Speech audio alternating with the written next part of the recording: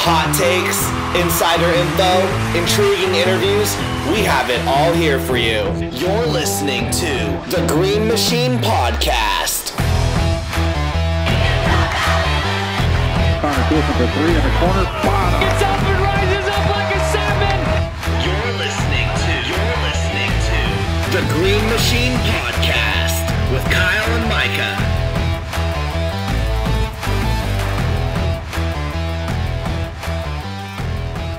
Anyways, so hey everybody, it's the Green Machine Podcast. It's been a while, but now that we have some downtime, it's a little bit easier to maybe get things going again. But everybody knows how crazy it is right now in the world, and with this coronavirus. And I mean, I'm here with Tyler Creer, who runs the Den, and we actually got to experience it pretty firsthand on, that. Wednesday night, Thursday morning? Oh, did we ever? That was something else, really. That was crazy. Down there in the craziness, yeah. I think crazy might be a little bit of an understatement. That was unbelievable. Yeah, we both got to Las Vegas Wednesday night. I believe it was, what was that, March 11th? Yeah, Is that right? the 11th. Yeah. We're going to be there for the WAC basketball tournaments, and that was the same night that Rudy Gobert tested positive and the NBA shut down, and they canceled one of the final women's game that night because one of the players had been sick, and so they were worried about that. And it was just like Rudy Gobert was the big domino to fall, and all the other dominoes just fell with it. Yeah. So crazy. then, obviously Thursday morning it was all found out everything was canceled, and that was kind of the beginning of the end right there. Yeah, it really was. It's kind of crazy that we were, there, to be there, with all the other basketball teams. I mean, when we were down in the casino Wednesday night, we saw so many of the players and assistant coaches from all the different teams. They were all just there, for basketball, same as us. And it just, once that one domino fell, it was just a matter of time before ours fell as well. And it was pretty wild time. So yeah. So what have you been up to, during this crazy, you don't have school right now, obviously. I mean, you probably do with online classes, but yeah. Schoolwork has gone down significantly. I mean, I haven't been doing a whole lot, honestly. I've been spending a lot of time on my PlayStation 4. I've been shooting a lot of hoops on my basketball hoops. Trying to refine that jumper of mine. It's been just kind of being lazy because, I don't know what to do. Yeah. Or I guess I do know what to do. I just don't have the motivation to do it. And I think that that's kind of the mentality that a lot of people are in right now. Yeah, it's. I know that I don't know. I've been watching a lot of true story sports movies lately. Just because I love the sports, and luckily I have a 3-year-old who kind of keeps me entertained. So he takes up a lot of time, and I've been good. For those that don't know me, I actually crochet Afghans of team logos. So I've been working on a Chicago Bears Afghan that I started a long time ago and never really got back to. It's going to be massive. So I'll have to show people once it's done. But that's ate up a lot of my time. And also still following UVU, sports news and stuff like that, which there's been quite a bit of it lately. Sorry if it comes on my screen, but anyways, there's been a lot of news, and we're going to talk about that because obviously this is, the Green Machine Podcast, so it's all about, bleeding green and being Wolverines and so forth. And like we talked about the WAC basketball tournaments being shut down. Maybe that's a good thing for the women's team who ended up struggling in their the game that they got to play in their tournament. Yeah. Yeah. And the men didn't even get a chance to. So a little disappointing in there. The ones that you feel really bad for, and we'll get to spring sports in a little bit, but the wrestlers, because there was a bunch of them that were going to nationals, and they didn't get a chance to wrestle at nationals, and that's the biggest stage there is. And a couple of them, like Tate Orndorff, maybe even Taylor Lamont, they had chances to, possibly earn All-American status, but yeah, never got the chance. Yeah, and the cool thing was they were going to wrestle at, I believe it's wasn't it in? It's where the Minnesota Vikings play. Yeah, I don't know the name of the stadium. Minneapolis. Yeah, what is the name of that stadium? I'm not quite sure. Isn't it like Bank of America Stadium? The Bank of America Stadium? It might be. Maybe. No, that's in Charlotte. Let's see. Sorry we're doing this, but that's the good thing about... We got to know. At this point. It is U.S. Bank Stadium. I was close. So it was close. We knew it was a bank, obviously. Yeah, it's a bank. I got the bank part. But, it's unfortunate that those guys don't get to wrestle at nationals, and, because they had done well at, the Big 12 championships, but yeah, it's just crazy what this virus has shut down, and, the issues it's caused, and I don't know. It's kind of depressing, to be honest with you. Yeah, I mean, everything's just kind of paused right now. Sports, and I saw today that they're looking at doing all of the MLB games in Arizona this year. I think that'd be crazy to pull off. They've talked about the NBA, being in Vegas for the remainder of the playoff teams, and it's just crazy how much one little virus has like completely changed the world and the sports world. No, it's turned it upside down, that's for sure. And it'll be interesting to see as we, hit the peaks or whatever that they say, that they talk about, when there'll start being some normalcy come back into, the economy and to life and so forth, because that's going to be the interesting thing to pay attention to, because this is unprecedented. This hasn't been shut down like this ever. And so it'll be interesting to see what happens. Let's talk a little bit about what some big news for the baseball team. Yeah, I got a completely new got some new turf laid down in the UCCU ballpark. Got a facelift, and it looks sweet. I love the retro font. The retro font behind home plate is awesome. I completely agree. When I first heard it, I was kind of surprised that they didn't start it earlier, so it was done prior to the season. But once the finished product was down, and it's thanks to that huge donation that doTERRA gave to Utah Valley University, because I believe it's going to be doTERRA Field at UCCU Ballpark. Yeah, that sounds right. But I mean, it looks sweet. It's not it doesn't have the heater underneath it like BYU's field does, but now to have turf, and they gated in the bullpens down the line, so that's even better now. But like you talked about, that font behind home plate is awesome. And I think that Jared and Clint, Jared Sumgen, our athletic director, and Clint Berge, kind of his right-hand man, were both kind of teasing about using that font this upcoming year or something along those lines. So that's definitely something to keep an eye out on, and something that I hope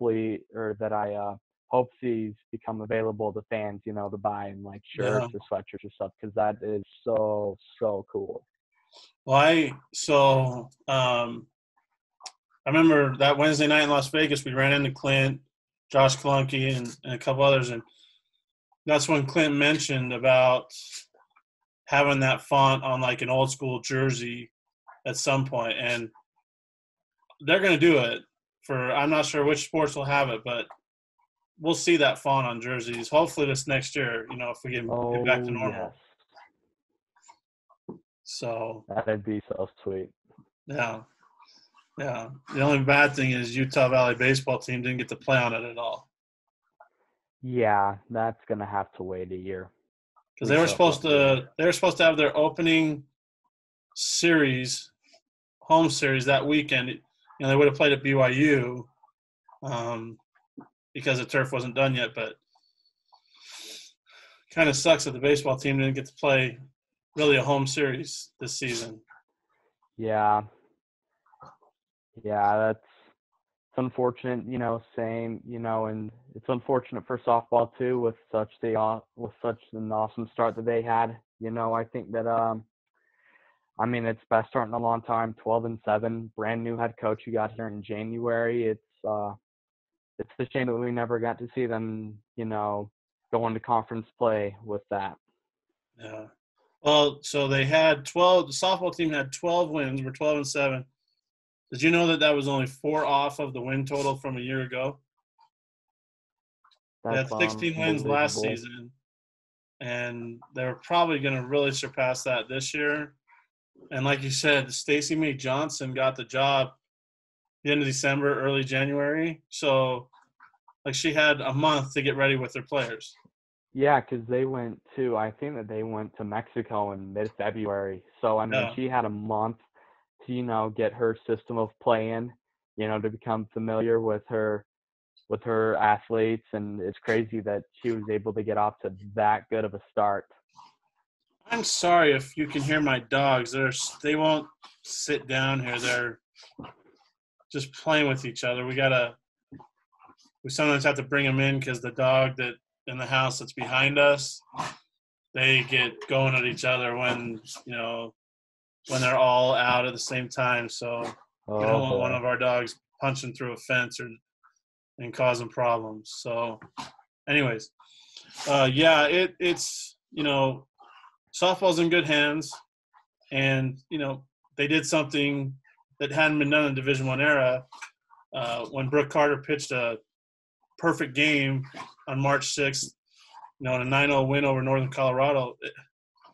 It's crazy. So I was there, I believe it was 2015, when Bailey Moore pitched a no-hitter against BYU at BYU. I was there for that game. And, now to see a perfect game, it's pretty cool. What you don't see perfect games thrown very often, that's for sure. Yeah, super crazy, I think it's worth noting. Brooke Carter, Spanish Fork alumni with me. Go Dons. So Spanish Fork alumni out here repping UVU good. But yeah, a perfect game. Like you said, you do not see that very often at all. That's very rare, and to have done that, and not only that, but credit to UVU hitting the bats as well. 9-0, that's dominating. Yep. So what better way to put off a perfect game than with the dominating one? That's pretty awesome. Well, speaking of dominating, Jesse Schmidt for the baseball team, incredible start to the season. That was the one big question for Eric Madsen and the baseball team is who was going to be their starters. Nobody knew who their starting pitching was going to be, and all Jesse Schmidt's done, the senior right-hander, all he's done is he was 2-0, had a 1.08 ERA, had given up 3 earned runs in 4 starts, and struck out 27 in 25 innings. The dude was lights out. Probably should have been 4-0, but he couldn't get some run support in every one of his starts. But